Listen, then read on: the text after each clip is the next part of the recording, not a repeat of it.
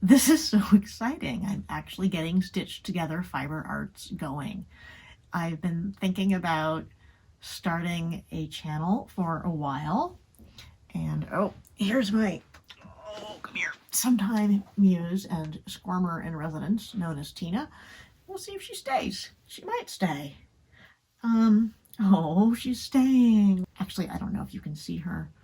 But she is my feline familiar. And she doesn't usually do this. So it's really quite sweet that she's doing it.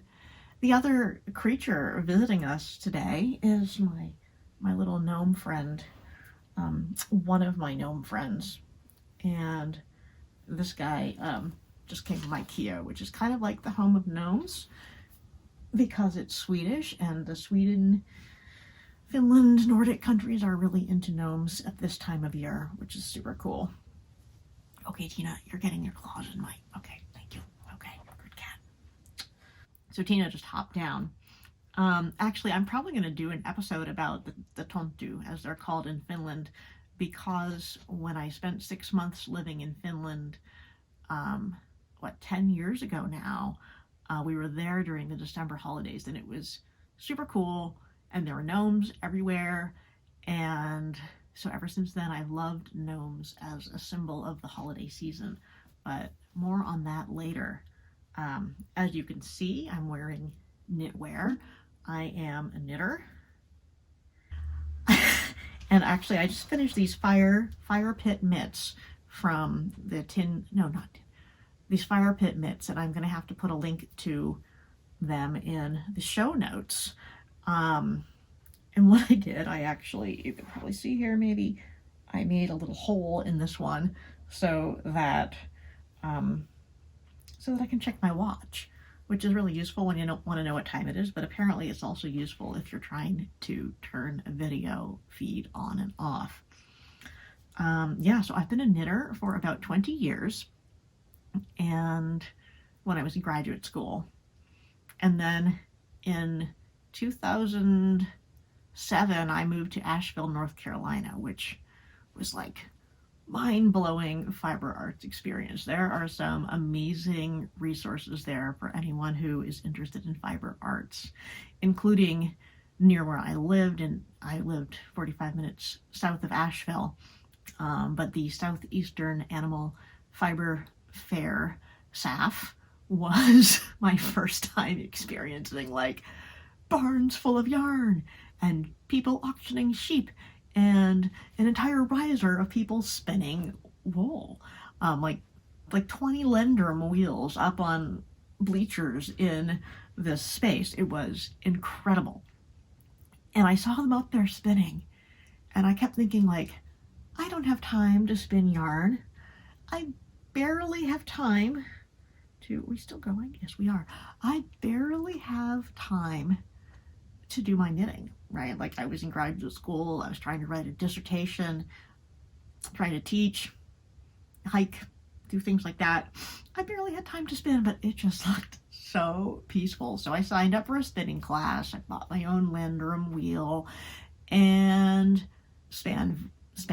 That sounds weird. I spun really happily for about 2 years, and then I had a baby, and life got really busy and really cute, and I did not do very much with fiber arts for a very long time. My wheel kind of went into storage. I knit occasional things for the kids, but I really didn't have a lot of time for it. And then the kids got older, and there was this crazy thing called a pandemic, and a whole bunch of people were doing a whole bunch of fiber arts, and I was like, all right, I'm going to get back into spinning. Of course, I had to wait until my kids weren't being homeschooled and the schedule had sort of stabilized and I wasn't staying up late at night doing my freelancing work. So it took until about 1.5 years ago until I could get into the, like, let's rejoin the fiber arts thing during the pandemic. But I took my wheel out, and oh gosh, I have it somewhere here. This is the first yarn that I worked on when I got the wheel back out, and I know I have a picture of it. And I was actually so excited to get back into spinning that I was like crying tears of joy. So if I can't, you know what? I have it. I know I have it somewhere. I'm not going to wrestle around and try to find it right now. But I got back in. No, Tina. You can't go in there. If you ever hear me say that I have a house with cats and the cat is not kept away from the fiber, you can see what I mean. So I got back into the spinning. No, don't attack the chair. Don't attack the chair, honey. And that was just joyful. And a little while after that, I happened to know someone online through a wool dress community, and she was a weaver, and she made the most amazing things using sock yarn, which I had a huge stash of. So I signed up for a weaving class, and it wasn't quite as meditative as spinning. But within weeks, I had my own rigid heddle loom, and I started my own weaving projects, and I had this desire, like, I'm gonna sell hand-woven stuff, which I have since proceeded to do in the past year. And I've also gotten, one of the things I really love about weaving is that I get to use my hand spun in new and different ways. So that's one of the things that I'll definitely be sharing with you all as I do these videos. I have no idea whether to call this a blog or a podcast or a vlog. I only raise my eyebrow because I think vlog is a weird word, but I guess I got used to blog, so why not? Anyway, this is something that I just made this fall, and I want to talk a little bit about it in the rest of this morning's video by way of introduction to fiber crafts. As for what you can expect to see on this channel, I'm a multi-crafter. I'm trying to balance kids, work, and also, you know, spinning and weaving and still some knitting. This is last year's hat. These are my lovely mitts with their little watch view. And yeah, so I'm trying to balance all of these things. And I have, like, my spinning wheel and my loom are downstairs. This is upstairs, my attic space where I store my yarn, as you can see behind me. And one day I may take over the rest of the attic behind me that has kid stuff in it in order to have more of a fiber arts location, but that is yet to come. All right, so yeah, so, you know, one of the things that I do want to talk about is just kind of what are the things that I've been figuring out as I figure out this multi-crafter life. So I'm going to tell you a little bit about this shawl. And, you know, in other videos, like I said, I might talk about the gnomes from Finland. I am deeply interested in the way that fiber arts creates community and brings people together. My name for this channel and for my other presences online has become Stitched Together Fiber Arts because of two things. One, a particular time when I had to stitch something together, and it was stitching me together too. And I will talk more about that at a different date. And of course the other, stitched together as a metaphor for people coming together through this work in the fiber arts world. So without further ado, let's talk about this project. This is a shawl that I made on my Ashford rigid heddle loom, and it is so beautiful and squishy. And yes, I'm going to hold it in front of my face because I'm a little bit goofy like that. And this is made with hand spun and with commercial yarn, but a heck of a lot of hand spun went into this. So I thought maybe for this first video, as a way of introducing myself, I would share a little bit about the process that went into making this particular piece. I find weaving to be just amazing with what you can do with your hand spun as well as commercial yarns. And the texture that you create with weaving is both, I mean, there's smooth texture, and then if you have, you know, a more interesting art yarn that you're playing with, you end up with this like amazing nubby texture here as well, which is just so squishy and nice, and oh my gosh. Anyway, so this project actually started because I have this big long like blanket scarf that's made of acrylic. And okay, so this is maybe me being a little bit of a wool snob, but I was like, you know what? I really would like to try to make something that is similar to this, but woven. And I was new to weaving. It was within my first few, I don't know, months of having my sample-it rigid heddle loom. So I didn't really know what I was doing, but I figured I could do something that would get some of the similar colors. So I brought my shawl to my local yarn store, and I started carrying it around the store and looking for colors and trying to figure out, okay, I want to get a little bit of this pink and a little bit of this gold and a lot of this teal. And I kind of looked at the fringe down here to think about, you know, what is in the fringe, what colors are being put together here in the fringe.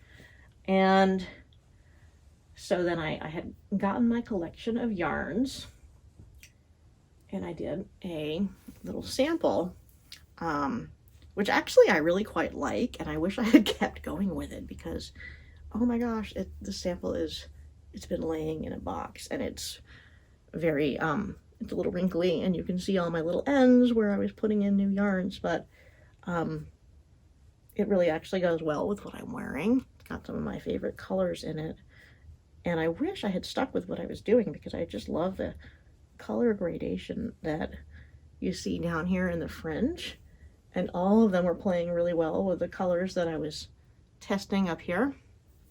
Anyway, I only did this much because I thought, okay, now I'm going to make my real piece. And that's when I got, my wrist just buzzed. That's when I got a little bit carried away. I don't know if it's still on my computer. When I go back and edit this, I'm going to have to look, but I started using Excel to try to make a Fibonacci sequence of stripes that I wanted to have going for the warp, which is the vertical, what you can call the vertical, the lengthwise threads or yarns in a woven piece. So I really thought I wanted to do kind of this like alternating gradation as it faded from the blues to the golds to the reds. And I think I spent about 3 weeks thinking about how to do this stupid Fibonacci thing. There's the sequence of numbers that is like, you know what, I'm not going to say it. So yeah, so I spent all this time thinking about Fibonacci and thinking about colors.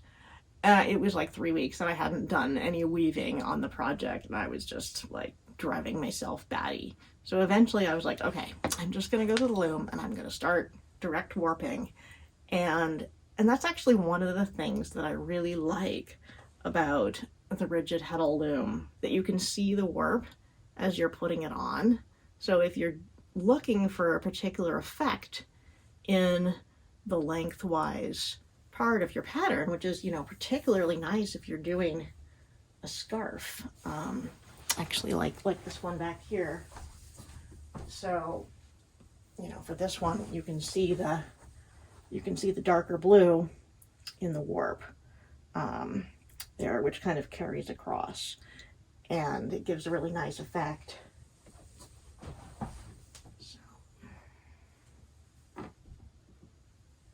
So anyway, I was spending all this time thinking about that, but with the rigid heddle, you can just lay out the yarns as you're individually putting each one through the slats on the heddle. And that way, as you're kind of growing the piece, you can see what it's going to look like and see if you think it's a pleasing arrangement of colors. And I know, and I haven't done the indirect warping, which is where you plan it all out ahead of time and you warp it up on a warping board and make the weaver's cross, and then you put it through onto the loom. And that requires a lot more planning out in advance, which I don't know if I don't have the patience for that, or if I just really appreciate the way of seeing what you're doing as you're warping directly onto the loom. Anyway, that's what I did for this other scarf that was leading up to leading up to making what I hoped would be something in imitation of this. And what I got was really quite beautiful, but really quite different. It didn't look like this at all, which is fine. But it wasn't what I was going for. So I did sell that one. And now it is in the hands of someone who I think loves it very much. Around comes this fall, and I'm thinking of autumnal colors again. So I'm thinking, okay, this time I'm going to try again. But I have the Ashford rigid heddle loom, not the sample it, which is a little bit lighter weight, but the rigid heddle, which is slightly bigger. And I've gone up to the 24-inch because I want to be able to make slightly wider projects than the 16-inch was permitting. So I thought, well, you know, I have this cool hand spun that is spun from locks, and I think here we go. Last spring I was really getting into doing some core spinning and some core spinning with locks. Every time I say that I think about bagels. But yeah, this one here is core spun. And then I've also wrapped a thread around it. So I don't know how clearly that's going to come up, but I'm going to just hold that up to the camera there for a minute. And I wanted to be able to use this cool yarn that I'd been making. So, but I also knew that I didn't have enough to make a whole entire shawl with it. So I decided to use the vari-dent heddle, or the variable dent heddle, where you can put different thicknesses of yarn in at different points. And of course, this time I already knew that I shouldn't get caught up with trying to use Excel to plot things out. There was another, not challenge, but factor, which is that with the Ashford rigid heddle, for the variable dents, they all come in 2-inch chunks. So my stripings of different widths of yarns was actually very much determined by that heddle.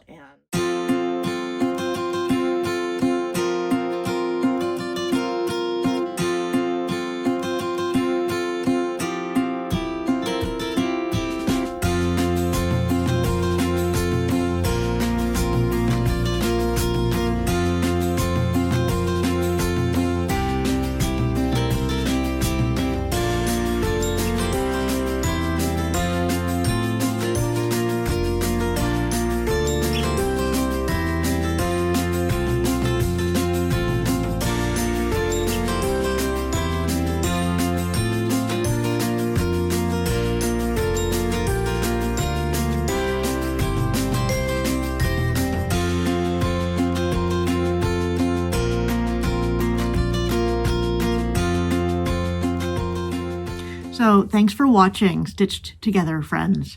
I really enjoyed putting together this video for you, and I hope you'll join me for some of the other ones that I'm in the process of making. I've got one about weaving two scarves on one very long warp, and some of the troubleshooting that I had to put into that. I'm really hoping to make a video about little gnome friends, so keep an eye out for that. And on the holiday theme, I've got some dishcloths coming off the loom today, actually. And they're not dishcloths, they're hand towels, excuse me. I keep calling them dishcloths, but their texture is more like a hand towel. Well, we'll see once they're done. So yeah, if you liked any of this, I'd love to hear from you. I'd love, for you to click that subscribe button, leave a comment, click the thumbs up, and let's go on this fiber journey together. It's great to be here. Thanks.